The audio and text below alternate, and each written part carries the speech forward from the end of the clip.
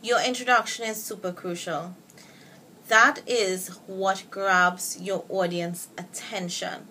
You start your speech, even though you are writing your speech from the body to the introduction and then to the conclusion. When you are presenting your speech, you are starting from your introduction, and your introduction is what grabs your audience attention. So I'll just go this over again because I've had students who had misinterpretation.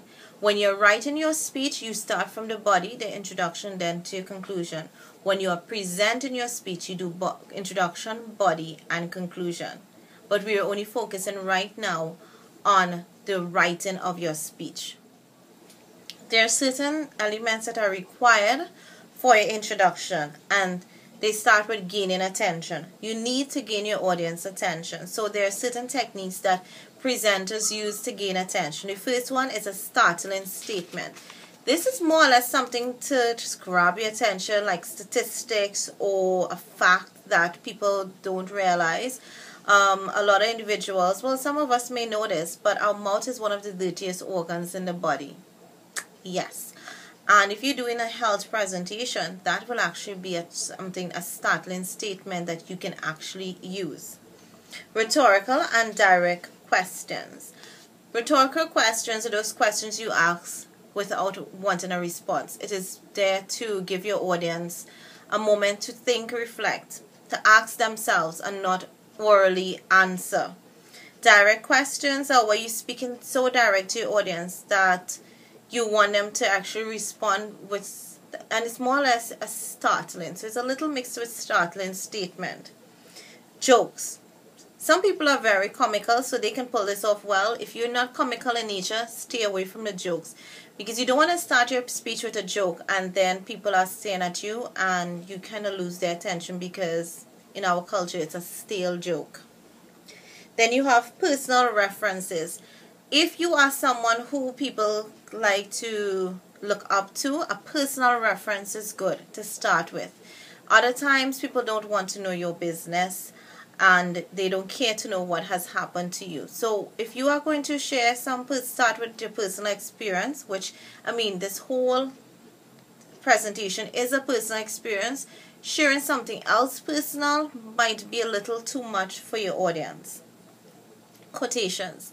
Quotations are amazing because they generally sum up speeches in total. And if you can get a quotation that can actually sum up your speech, that is going to be awesome.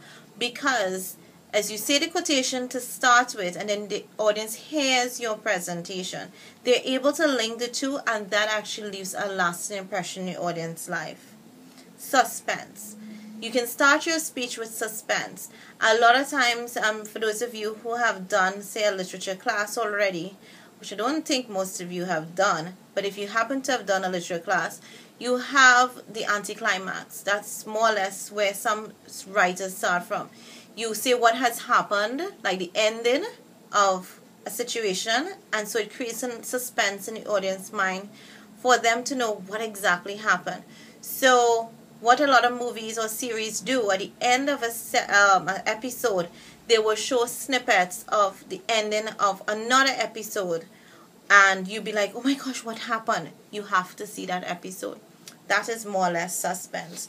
So those are some of the things that you want to look at as you start writing your introduction. Another thing that you need to pay attention to would be establishing a listener's relevance. As you share your topic to us, let us know how relevant that is. Yes, we're giving you 5 minutes of our time, so tell us why we must give you 5 minutes of our time. Establishing your credibility. You don't want to start with a lie. And some people start their presentations and you know that they are actually lying, and that is like never good. You don't want to sound like a liar anytime in your speech. Words set in the beginning. So establish your credibility. Setting a tone. You don't want to start your speech and you are speaking like this. No hardly any eye contact, very monotone.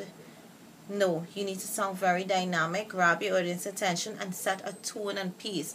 Choose appropriate words that you know will grab your audience attention. And lastly, something is called a bond of goodwill.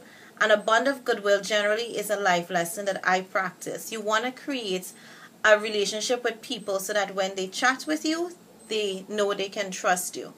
So as a presenter, when you are speaking, you want to make sure that you create that bond of goodwill, that establishment between you and your audience, so that they can say, I'm giving you 5 minutes, I'm going to listen to you for that 5 minutes with an open mind, and I'm going to believe whatever you're saying. I'm not going to think that you are lying to me or trying to be deceitful in any way. So those are the specifics for the introduction. It is always good as you end your speech to make sure that you're able to encapsulate or summarize everything that you were trying to share with the audience. If you use a quotation in the beginning, it's always good to close with that same quotation. If you had a startling statement in the beginning, it's always good to end with that statement again, just to pull the whole speech together for your audience. So as you write, remember, you go in body, introduction, and conclusion. But when you are presenting, you're presenting introduction, body, and conclusion.